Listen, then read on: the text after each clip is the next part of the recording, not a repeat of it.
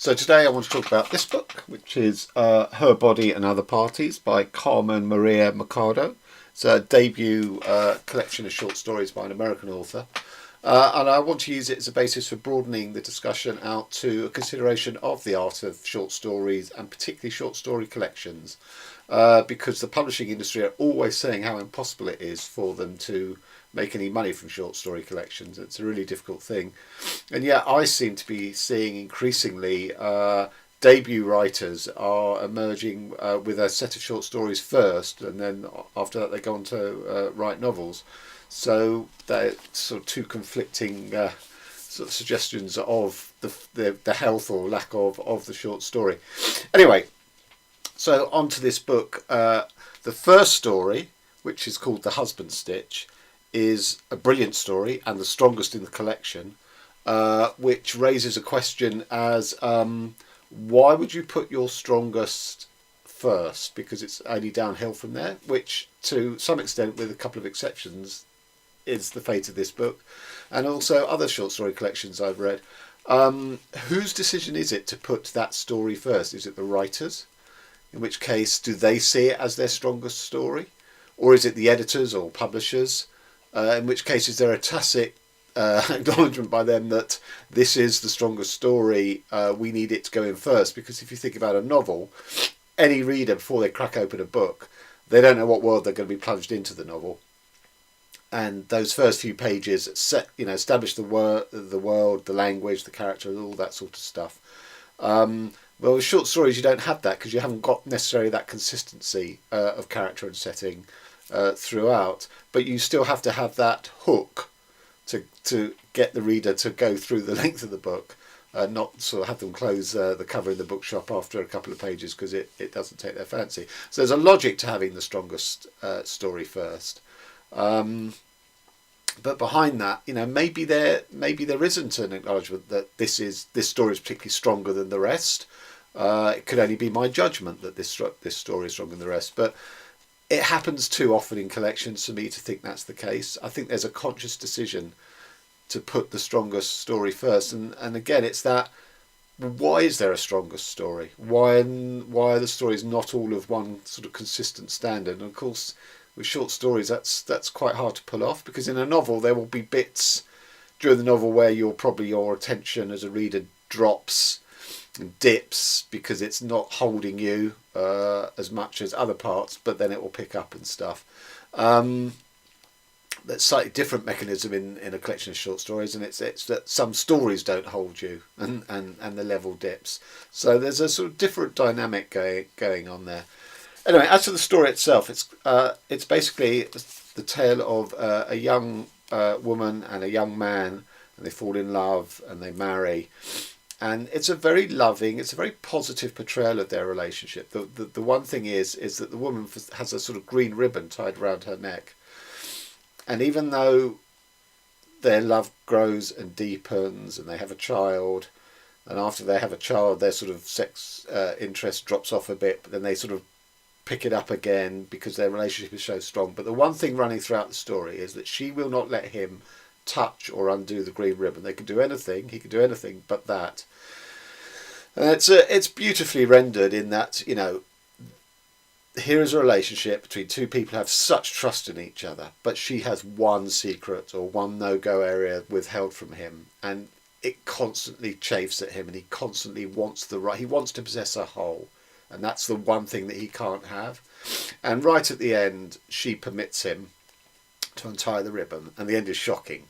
It's brilliant. It's really surprising. I'm not going to spoil it for you. But it's just a brilliant story about, no matter how good and how solid the relationship and how loving, if there's one thing that's withheld from one of the partners, they cannot help but sort of, want it, even though everything else is fantastic. So that's a great story, and it's beautifully written, and it's quite unusual because it's actually quite heartwarming until the ending, which is sort of unusual. It's a positive portrayal of love and a relationship. And quite sensuous as well. So that it's brilliantly done. And the next story is called Inventory, which is a sort of list of vignettes about a woman who measures her sort of partners, her sort of sex partners, both male and female, set against the progress of a virus, which we presume is a sort of sexual contact virus, but not necessarily. It's never specified. Which starts on the west coast of America and is moving east, and as it moves across the country, people sort of are fleeing it, and some come and sort of stay with her, and she may or may not have a relationship with her, and it's a perfectly serviceable story. It doesn't pull up any trees, but it's a perfectly good read. I have no sort of criticisms of it really. It's just that was the central image of her list, her inventory of partners against the inventory of the disease each town that it sort of pushes people sort of into her embrace. So that was fine. And then I'm going to skip a story and come back, because the fourth story is called Especially Heinous. And I thought this was a very strong story. It's basically two detectives, and again it's very short paragraphs. Of each one is a different sort of case study or an event. So it's sort of quite choppy. And there's a few other characters like the assistant DA, who prosecutes crimes.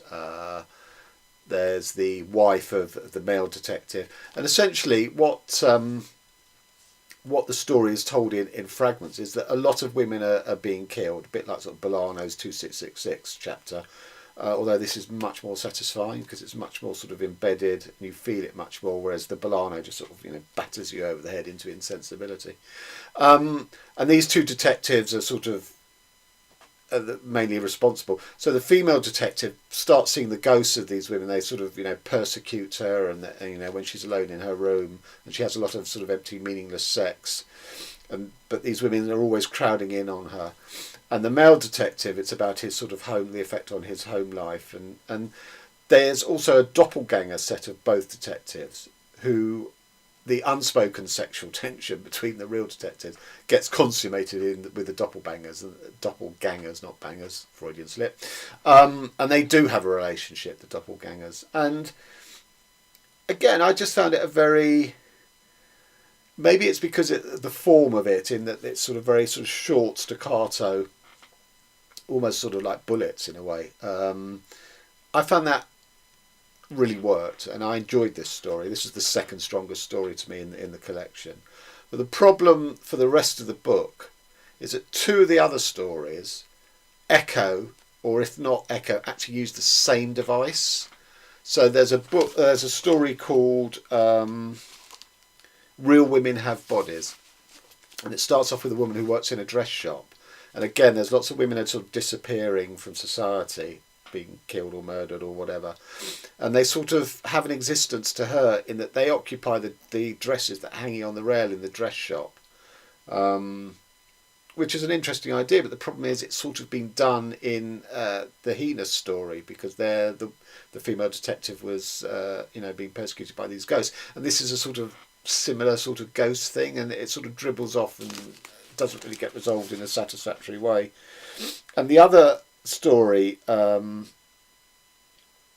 no, it's not a story, but she uses similar motifs or incidents in 2 or 3 stories, which I think is problematical. So, for example, there's 2 different of these 8 stories, the protagonist sees other people having sex. In 2 of the stories, computers get trashed as a conscious act. The character dashes them against the ground, and then one that actually throws them in the river. And then the same story again in heinous, a mobile phone gets sort of thrown into the road under the wheels of a car to be crushed. Now, if you were doing that in every story, if you were using that motif in every story, or if you, in a novel, if you used it several times, it would make sense, because obviously you were saying something by using this motif and maybe tweaking it each time so it had a slightly different meaning. Here that's used twice in 8 stories, and rather than sort of motif, because it's not throughout, it's more, well, that's a little bit sort of repetitive. We've seen that device from you before. I'm not sure I want to see it a second time. It doesn't work a second time. And I think that's problematical. So the sort of the heinous story seems like a much more sort of realised version of an idea than the Real Women Have Bodies, which seem to be a sort of earlier draft of the idea. Now, writers are allowed to have obsessions and keep sort of working over the same sort of things that concern them. I'm not saying that, but here and this is another thing about collections. There are those collections which are sat down and written at the same time, or in a progression, and there are those collections which gather together lots of stories that have been published elsewhere in magazines and all that sort of thing, and they're two very different things. The one that's sort of cobbled together will reveal its roots, whereas the one that's sat down, I'm going to write 8 or 10 stories, I'm not going to write anything else, a novel or anything else, I'm just going to concentrate on these short stories. That to me is far stronger. Now that doesn't mean they have to be thematically linked at all. They don't. Many are. But if they're not, I think they have to be quite different from each other in terms of the formalistic style more than the themes and the obsessions.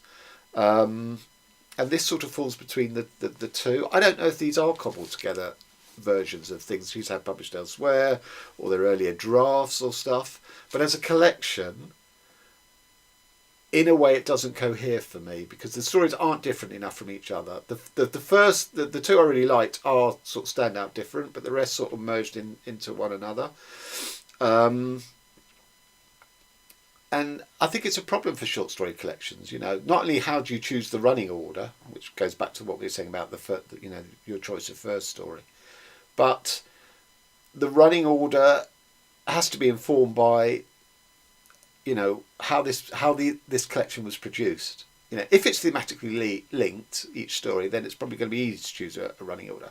If they're cobbled together from different stories written at different times for different outlets, it's going to be so much harder to put it together in a coherent, because there's no natural flow from one to the other. And again, it's a real problem for sort of short story writers to consider.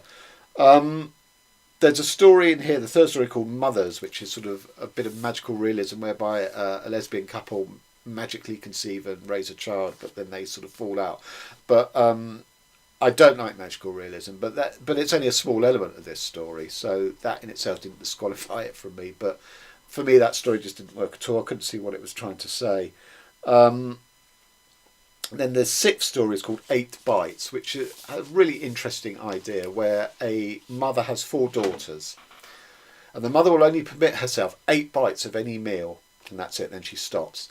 And the reason she does that is because they all have a genetic condition which leads them at some point, I think in early adulthood, although it's not specified, to put on massive weight, and each of the daughters in turn undergoes surgery to get rid of the weight.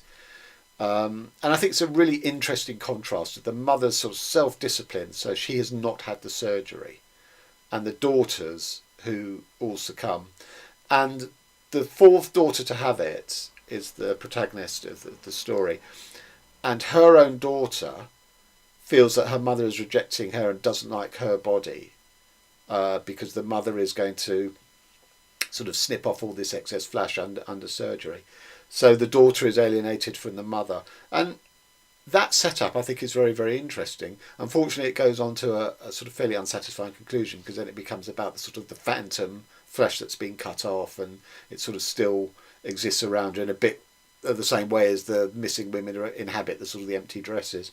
So it doesn't conclude successfully, but there's a lot of interesting stuff. And I think the point about this whole collection is what she is best at is writing about the body, particularly the female body. She's really good at that. But when she sort of introduces these elements of sort of ghost stories or magical realism, I think it sort of depletes the really strong sort of material, fleshy, biological writing that's also in the book. So I think those two trends work against each other a bit. And so there's 2 stories left to talk about. One is called The Resident, which is a 50-page story. It's quite long and takes place in a writer's or an artist's retreat, which straight away gets my hackles up. And this is true of any single book. It's not just short stories. Any reader will bring their own value system and set of prejudices and all of that to any book that they read before they've cracked open the first page. So mine is stories about writers writing, or in this case, a writer's retreat. I mean, I can't be doing it. It seems at the height of indulgence to me. So that when the woman in this story dashes her computer, one wonders, oh, is that an expression of the frustration of this real life writer at some point in her life because she was blocked or whatever? I just find that incredibly indulgent. But that's personal to me. Particularly non-writers may be very interested in the process of an artist retreat. To give you another example, if I write a book that somewhere has an abortion scene in it, any pro-lifer is straight away going to be repulsed. No matter what they thought of the book up till then, that seed clashes violently with their values. Now, some will maybe be able to overcome that and allow the artistic license to have an opposite view expressed, but others just say, no, that's too much. I don't like this book. There's nothing the writer can do about that because you don't know what reader's going to pick up your book. So, I can't discount the story entirely just because of my prejudices. And in some ways, again, when she writes about the body, because this writer sort of has a series of sort of physical ailments while she's on retreat and away from her lover. She gets a sort of a sickness. She has these, what she says are insect bites, but they're sort of, really nasty sort of blisters, and she pops them and the blood spills out and all of that sort of stuff. So there's some interesting stuff in there. And to be fair, there's not an awful lot about her sitting down to write. And it is about the characters. It's sort of a bit like Michel Faber's The Courage Consort, where a bunch of creative, artistic people are in this very sort of small community to produce art, and it's all about the people. It's not about their art. It's how they interact and stuff. So it's okay. I think at 50 pages, it is a bit sort of indulgent because I've gone in with this is indulgent because it's about a writer's retreat. But there's enough bits in it to make it interesting. But it then leads into the last story because it has similar flaws. The last story is called Difficult at Parties. And again, there's a lot to admire in this story. So it starts off with a woman who you're told is heavily bruised and battered. And she is the victim of some crime, which we are not told exactly what it was, but it seems to be, it suggests that she was raped in her own home. But that's me extrapolating out from the few clues I'm given. And her partner is, who doesn't seem to live with her, he's obviously trying to sort of, help her through the trauma of this. She's sort of agoraphobic. There's like lots of locks on the door, all of which you would entirely understand. And at some point, the partner sort of manages to encourage her to come out with him to a party. That's why it's called Difficult at Parties, because she's totally out of her element. She doesn't know anyone. She's still feeling very vulnerable. The agoraphobia is kicking in. But there's lots of things that go on at this party. So first of all, she sees the post-lesbian couple having sex. She sees her her partner talking to a woman which she detects they are sexually intimate with each other, but it's not clear whether it's an old flame or it's a current thing that he's doing. There's a scene in there where she's playing with a cat and the cat scratches her. Before the party, in an attempt to sort of reignite intimacy between her and her partner, she orders pornography, and in watching it, she starts to hear the real thoughts of the actors behind the hammy moans that they do and the sweary dialogue. She imagines that she can hear what they're really thinking. Why do I have to do this for a living? Or I need to go and shopping and buy this after the shoot and all that sort of thing. So there are all these sort of streams, each of which is sort of quite interesting, but they're very rarely sort of resolved throughout the story. So the cat thing, I don't understand what that's about at all. It's never come back to, it's never referred to again. Is the husband having an affair, or is she an old flame, an old acquaintance? We don't know. And there were elements of this sort of unresolved, things thrown in, unresolved things that were also in that long story, The Resident. And this brings me to my sort of bête noire of short stories, really, is that short stories too often are novels light, by which I mean they're written as if they were for a novel, but lots of sentences have been struck out so that you can't see the transitions or the reasons between things because they've been taken out. It's almost an arbitrary process, which clearly it isn't, because any writer sits down to craft a story and redraft and redraft. So it's not arbitrary, but that's how it reads. Because basically they've gone, well, I'm not writing an 80,000 word story on this. I'm writing a 8 to 10,000 word story. What do I have to leave out? Again, they're not thinking like that, but that's how it reads. So there's too many jumps, too many elisions that you can't follow. Now, it's not impossible.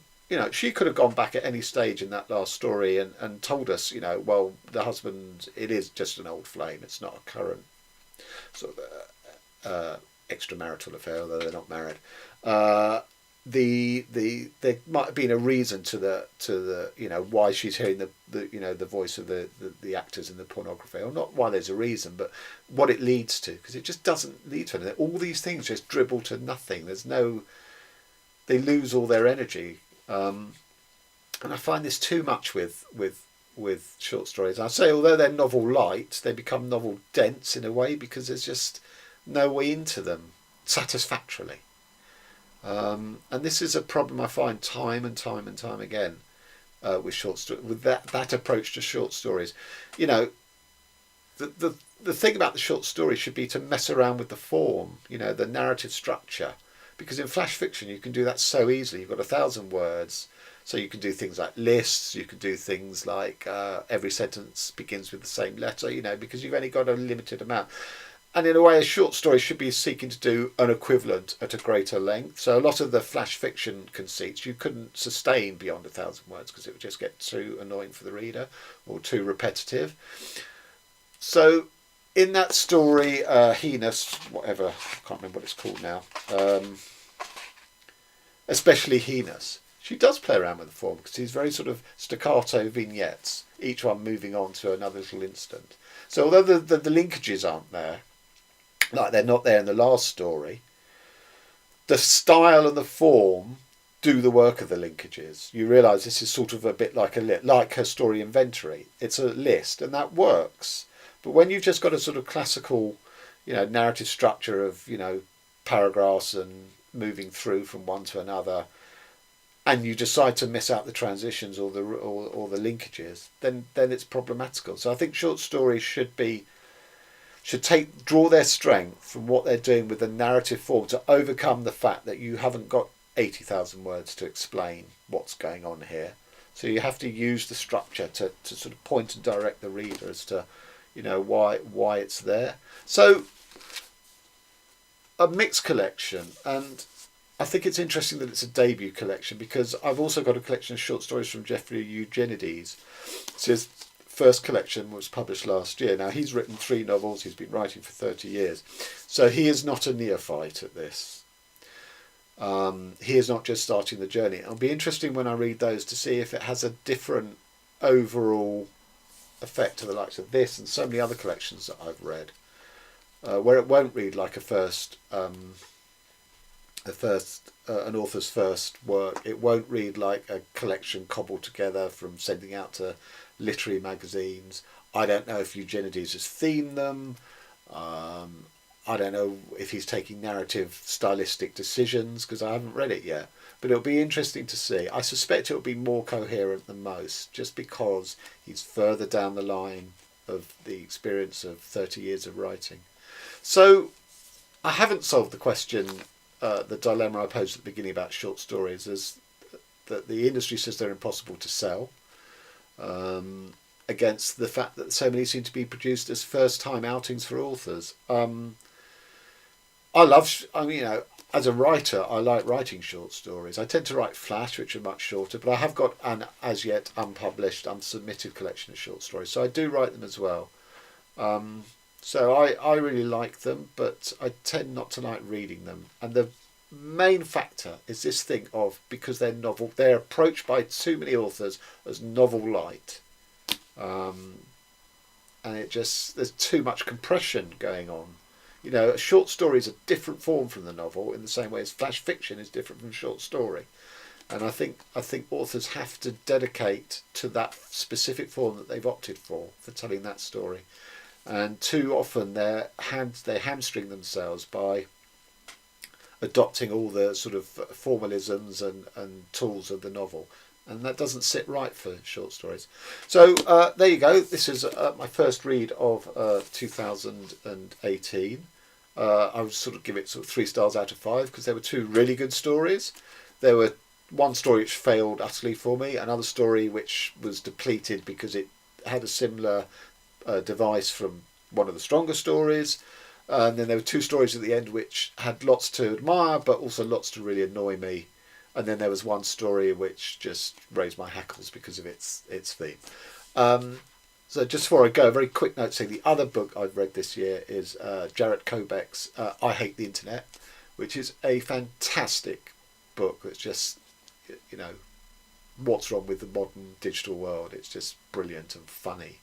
I've done quite a long review of that on my Goodreads page. I'm not sure I'm going to commit it to video because I do these unscripted and I really had to think about what I was saying in the Kobeck thing, and I'm not sure I'd sort of remember it, and I'm not going to do it as a script, so you can read it. I don't know, I might change my mind if I feel confident I can say everything I want to say, but it's such a good book. I would imagine it'd be very hard for me to read a book this year that knocks it off its perch as my book of 2018, but I said that last year about Zone, which I also read in January, and there were in the end a couple of books that did surpass it. But the Kobeck book, I Hate the Internet, I would recommend to anyone who has any doubts about the age that we're living in. It's just brilliant.